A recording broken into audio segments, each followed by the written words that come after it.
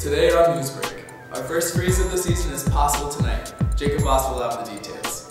And we have Carla Fiorina in studio talking about her presidential campaign. All this and more on this Thursday, October 15th, 2015. Good afternoon, SLHS. I'm Tyler Jones. And I'm Meredith Heinens. Now let's look at the top stories for today. The new after-school program hosted by Mr. Holman is now available after school in room 221 on Tuesdays, Wednesdays, and Thursdays every week until 4:30 p.m. Key Club t-shirt order forms can be picked up in the office. Orders are due by Wednesday, October 21st by 3:30. Juniors and seniors, please check your school email for a link to a survey to cast your vote for the prom dinner menu. The deadline to vote is tomorrow at 3:30.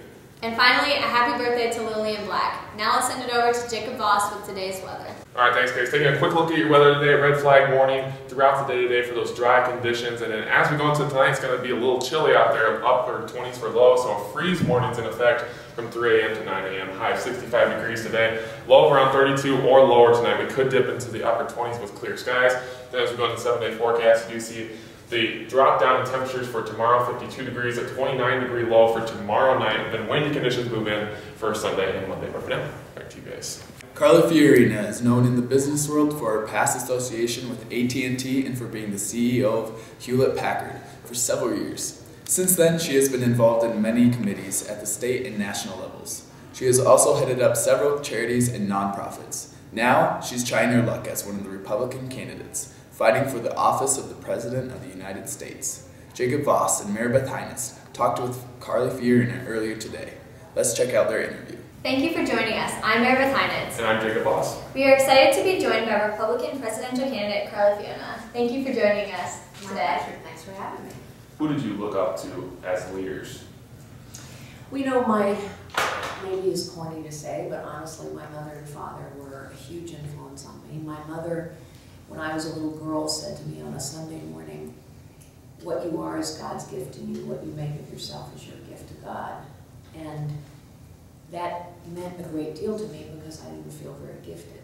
And so her words were a promise that I had gifts, and they were a challenge that I needed to find my gifts and use them.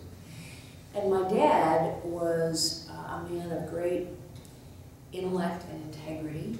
Both of my parents had great character. They stressed to me that values are what guide your behavior when no one's looking and you don't think anyone's ever going to find out. In light of some recent mass shootings in American schools, will you tell us what your view is on gun control? Yeah.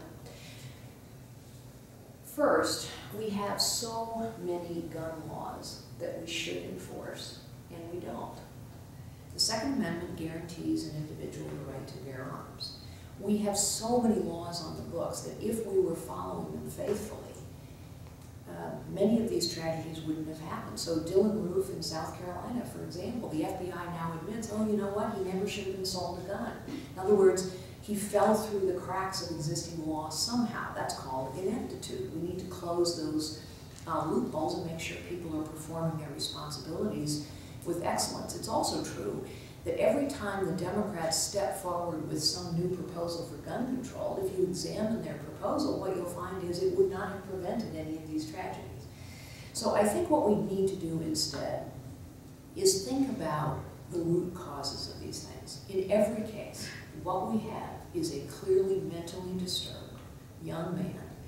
It's also clear that people around these young men knew something was wrong, and yet people did not, either because of privacy regulations or because they did not gather around and say, we need to do something. This person is clearly a danger to themselves or others.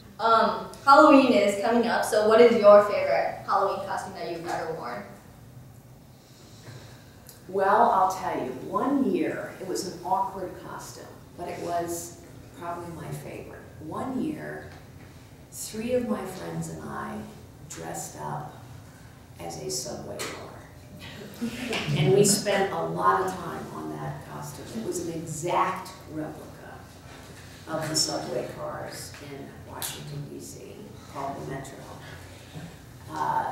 But it was awkward because you can't get around a party very well. It's a long subway car, and we had not really thought that through. Well, Mrs. Fiorina, thank you so much for joining us today. It's been a lot of fun. Thank you so much. Thank you. It's been one of my tougher interviews. So good job. Take that, Mrs. Fiorina. All right, and thank you all for joining us. The full interview can be found on our website, www.spiritlikejournalism.weebly.com. That is all the time we have for today. Thank you for watching Newsbreak, and have a great day.